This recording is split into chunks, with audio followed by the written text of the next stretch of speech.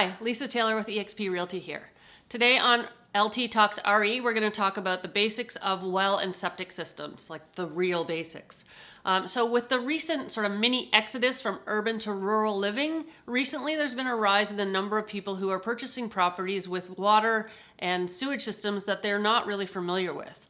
Purchasing a property that's not on municipal services means that the state of the well and the septic systems are two additional things that you need to consider when you're moving into the rural area. This shift is coming at a time, unfortunately, when buyers aren't often able or afforded the luxury of due diligence in requesting well test and septic inspections as conditions of their offer, leaving them at a disadvantage and unable to obtain important information prior to their purchase. So what do you need to know about purchasing a property with a well and septic system? I'm going to cover just the basics from a homeowner's perspective. I'm not going to get into the technical details.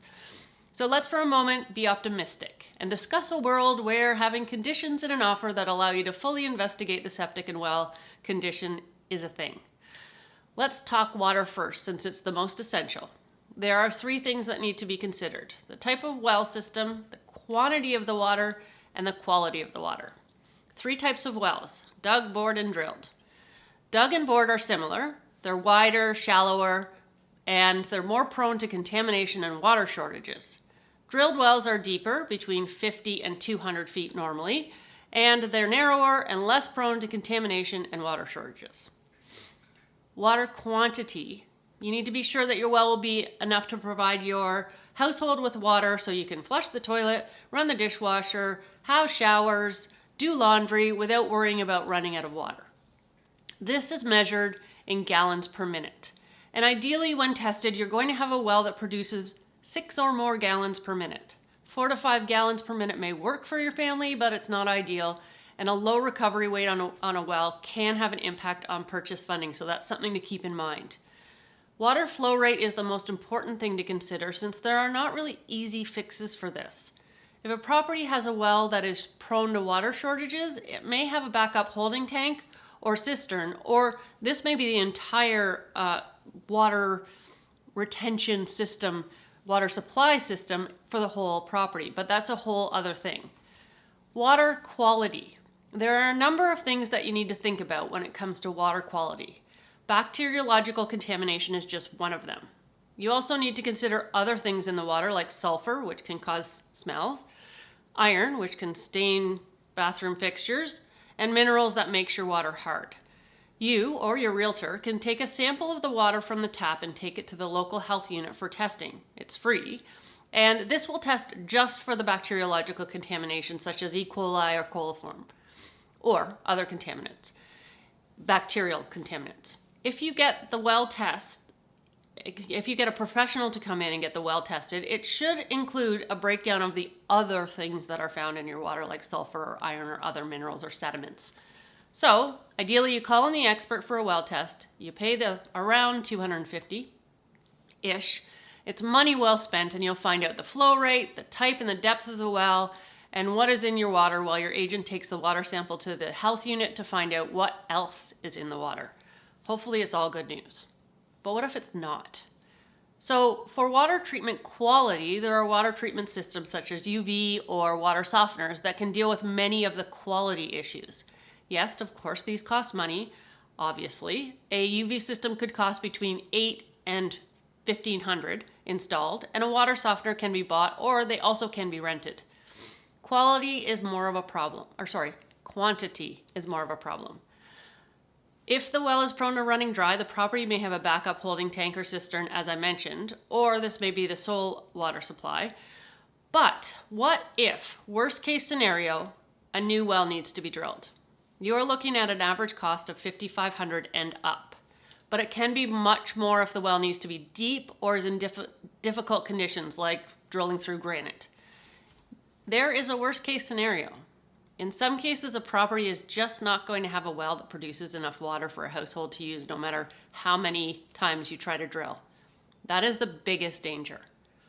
Okay, so moving on to number 2, the septic system. See what I did there?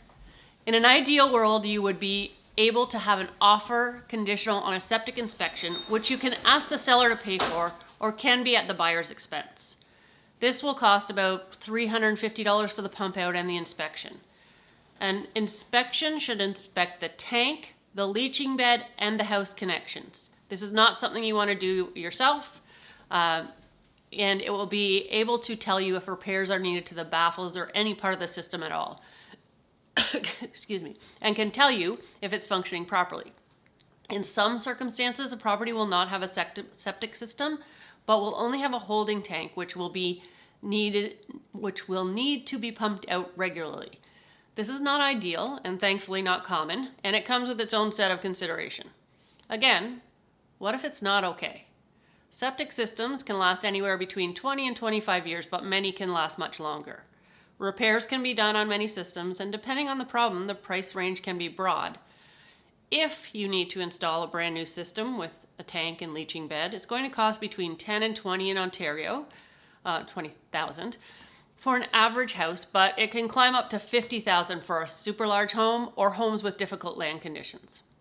As we know, we're not currently living in an ideal world where conditions surrounding the well and the septic, or really anything, are going to get you the house of your dreams. So what can you do to protect yourself? Well, my phone's going off.